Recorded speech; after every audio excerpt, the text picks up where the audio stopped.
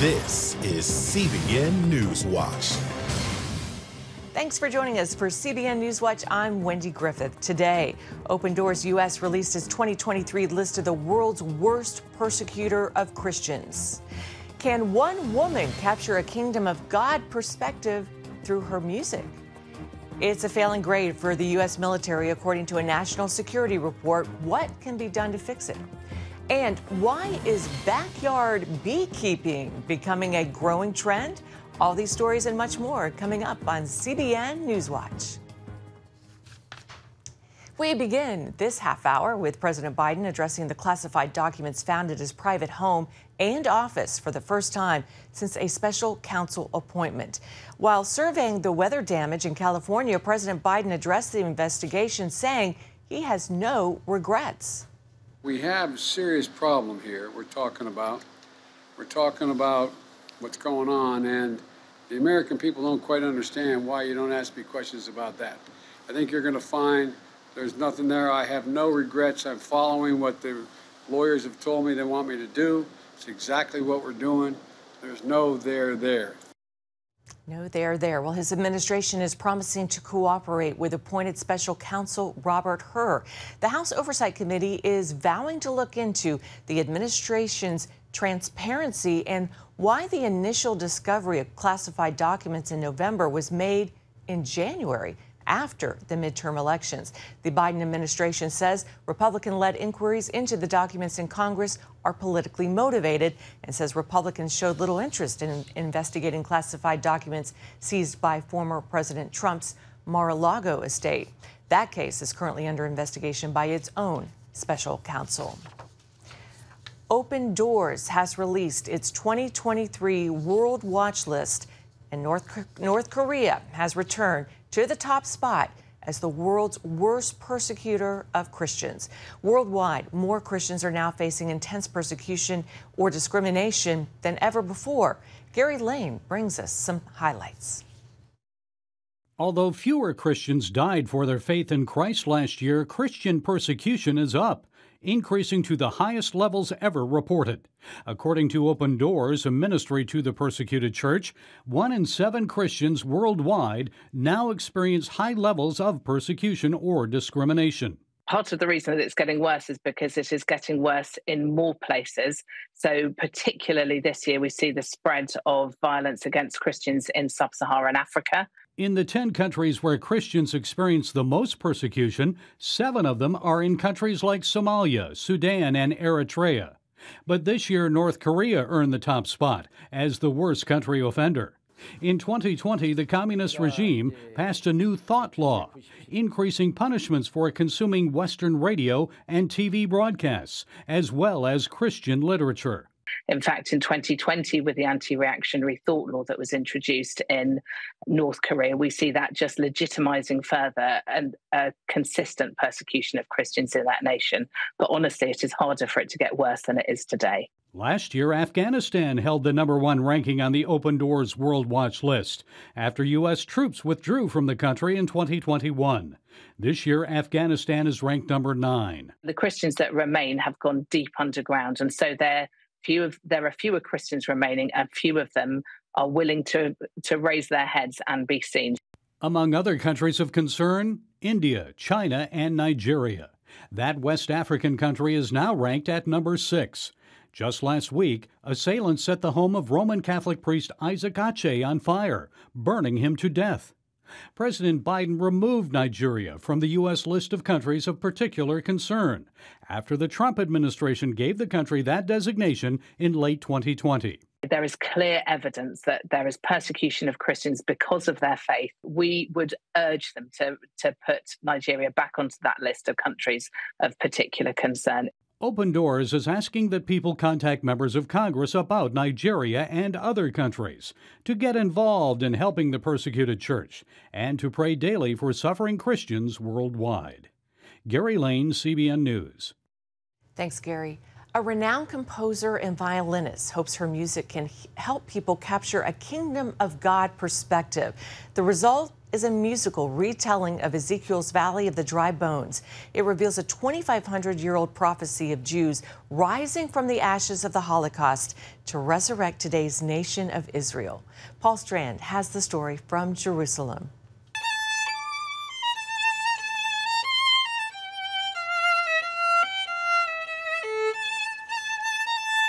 World-class violinist and composer Ruth Fazell felt the Lord told her to explore Ezekiel 37's story of the Valley of the Dry Bones. In it, God breathes life into skeletons of long-dead warriors and puts flesh back onto them. God also showed Fazell how this chapter is about more than that valley and those bones. As God says in verse 11, "Son of man, these are the bones of the people of Israel." I discovered things. I said, whoa, I didn't realize God said that. This revelation led Fazell to compose and produce a 45-minute musical film entitled Ezekiel Out of Exile. Since the story is really about all God's chosen people of Israel, the film opens with the many disasters that have afflicted Jews across the ages, from the Babylonian captivity to being scattered and exiled, up to the horror of the Holocaust. And that's how the exiled, beaten down Jewish people became like that valley of dry and half-buried bones. The whole time of exile is, I think in Jewish thinking, is very much, it was like a grave. They were the graves. In the valley, God tells Ezekiel to prophesy life into those bones and graves, just as in the film we see the land of Israel resurrected from desert to lush landscapes.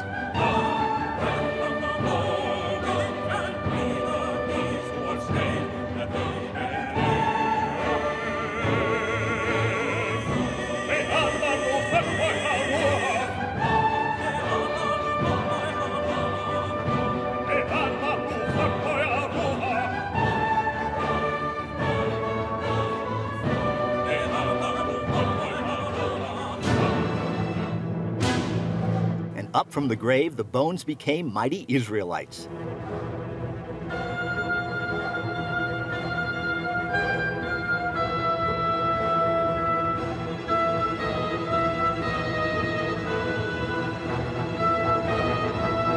Fazell points out this was God prophesying the Jews would revive, rise, return, and resurrect the nation of Israel itself. As the Lord said in verses 12 and 14, "And I will bring you back to the land of Israel. I will settle you in your own land." They came up from the graves of the Holocaust, and out of that we see the fulfillment.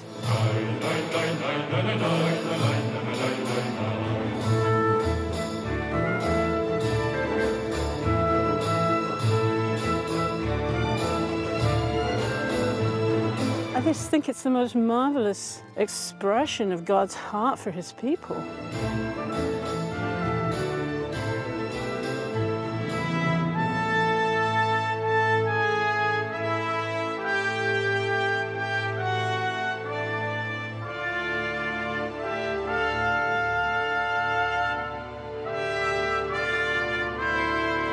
So it's all about looking and seeing what God's doing and what he's fulfilling. I want to say to all of Israel, look what God has promised you. You know, look what he said.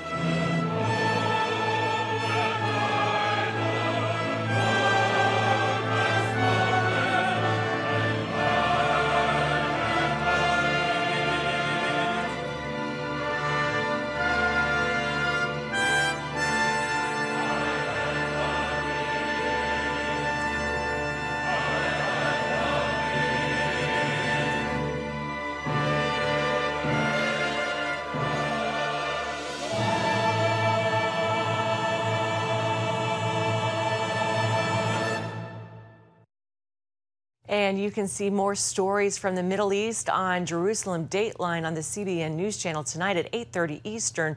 or on the CBN News app. Wow, thank you so much for that.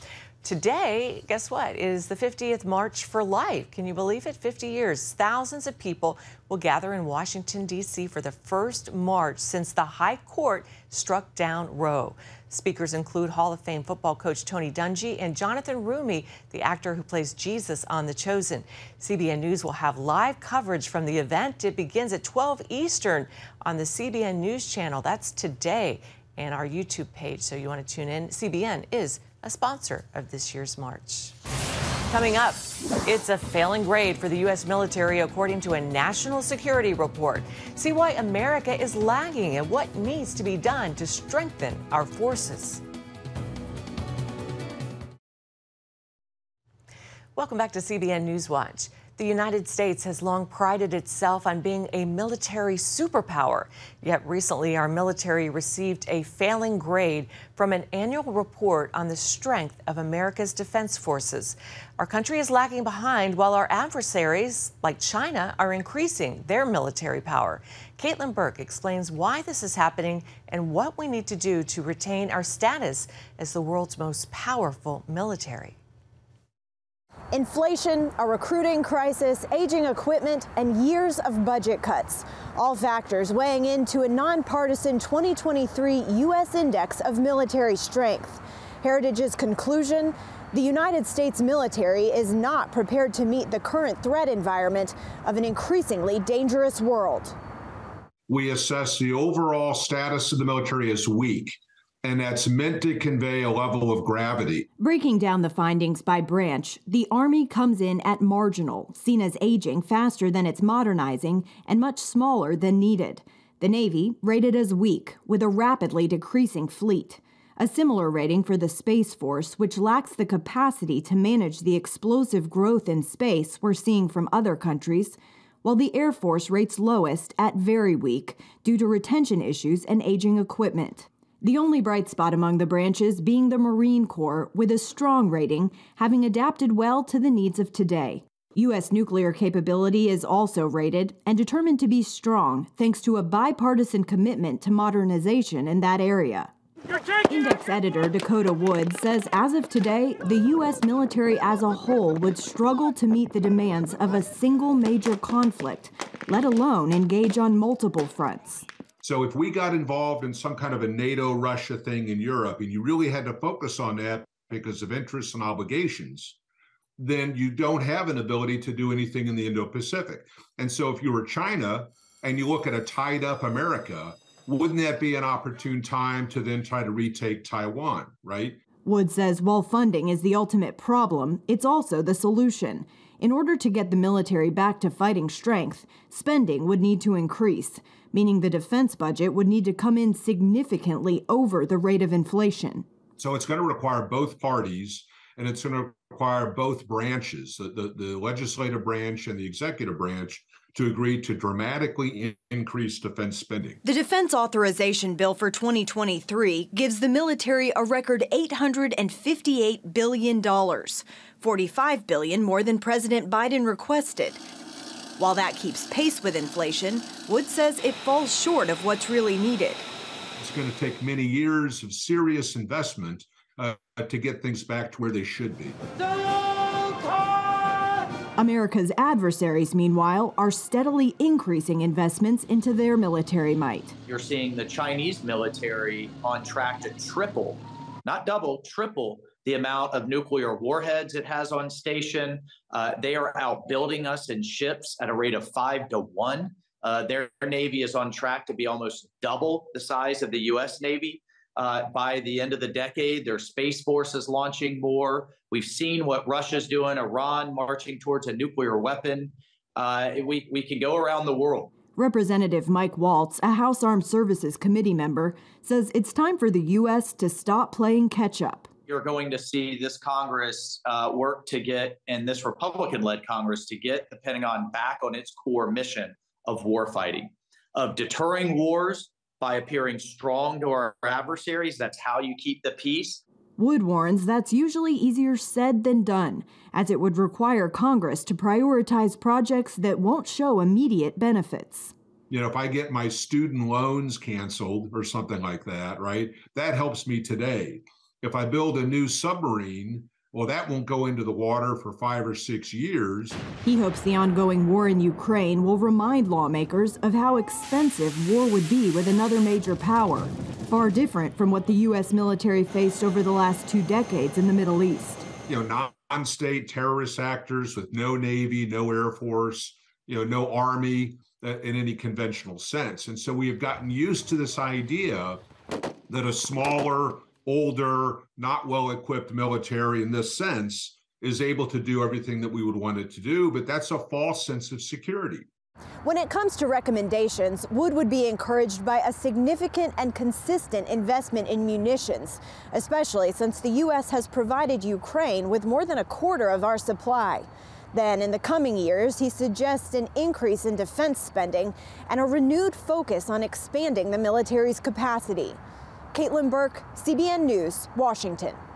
Thanks, Caitlin. Still ahead, for 1/3 of every bite you eat at the dinner table, you can thank honeybees and the backyard beekeepers who cultivate them. We'll tell you why after this.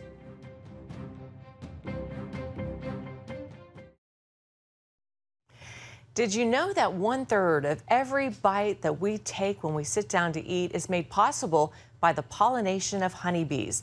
They're crucial to our food supply, and that makes the growing trend of backyard beekeeping much more than just a hobby. Mark Martin braved the bees to bring us the story. There's probably about 1,500 bees on this particular frame. Virginia master beekeeper Haji Holgerson began this work close to 60 years ago after reading a book on honeybees in elementary school. I probably spend more time doing this than I do my day job. Don't tell my boss, but anyway. Today he cares for about 100 hives and is a member of the Tidewater Beekeepers Association. To educate not only beekeepers, but the non-beekeeping public. And educating the non-beekeeping public is a daunting task because most people are afraid of honeybees. If you're a backyard beekeeper, this is what you want to see. A healthy colony has a nice oval pattern with young, undeveloped bees covering about 75% of the frame, the rest being pollen and honey. And while delicious honey is a good reason to keep bees around, Holgerson says their main contribution is pollination. Virginia's #1 economy is agriculture. Virginia farmers raise 100 different commercially grown crops that they would not be able to raise if it wasn't for a simple bug. That kind of puts things in perspective. Keith Tignor echoes that importance, pointing to the bees' role in producing the quantities of our fruits, vegetables, and nuts we have today. It's been estimated that 1/3 of every bite we take at the dinner table is attributed to pollination by the honeybee. Without honeybees, the cost of food is going to continue to increase. The availability of food is going to decrease. And so it's extremely critical to maintain a healthy honeybee population for that pollination. In Massachusetts, 6th-generation beekeeper Ken Warchall has strived to maintain healthy bees for nearly 70 years. There's nothing better I love to do than to go into a beehive. It's so rewarding, so refreshing, so relaxing. Ken describes this hive as being very healthy, but the odds are stacked against honeybees. He says on average each year he sees 20 to 25% losses. And believe it or not, for a beekeeper, that's a good percentage. Here in the United States, it rings between 35 and 60%, depending what areas. The northern latitudes a little more because down south they can raise brood all year round. Up here, they cut their brood rearing off in November and start up in January. And so it's many more losses up here than down south, more like 30, 35% down south, more like 50 to 60% up here. We have an annual loss of approximately 30%. That's each winter we anticipate that we're going to lose 1/3 of our population. Virginia is not alone in the loss of bees. Some locations are even greater losses than us. Some are doing a little bit better. But overall, this is a problem that's worldwide. Beekeepers say a number of factors continue to affect the population, like pesticides, poor nutrition, disease, and pests like the varroa mite. the diseases, pests that are being introduced almost on an annual basis into the United States that's causing problems for honeybees and other pollinators. This is what's called an observation hive. Tignor takes it to schools, garden clubs, festivals, places where people are interested in honeybees. If you'd like to become a backyard beekeeper, he recommends that you first educate yourself on managing bees. We do need more numbers of bees out there for pollination. That it is a good thing. It's a positive thing. And as I mentioned earlier, as long as they're responsible beekeepers, we call them beekeepers and not bee havers.